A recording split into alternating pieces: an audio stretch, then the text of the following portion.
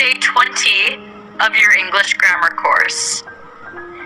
Day 20, present perfect continuous tense. Hal kamil istimrari. What is present perfect continuous tense? It is used to describe actions that started in the past and are still continuing, or were happening recently and have a connection to the present.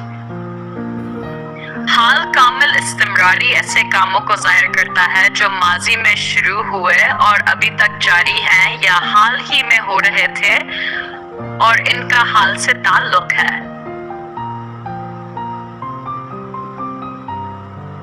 Structure: subject, have, has been. Verb: I, you, we, they have been studying. Working: he, she, it has been studying, working. Examples: I have been studying for 2 hours.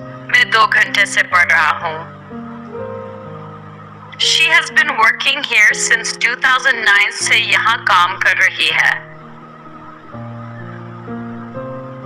They have been playing football all afternoon. वो सारा दोपहर football खेल रहे हैं. haven't been sleeping well. मैं अच्छी नींद नहीं ले रहा हूँ.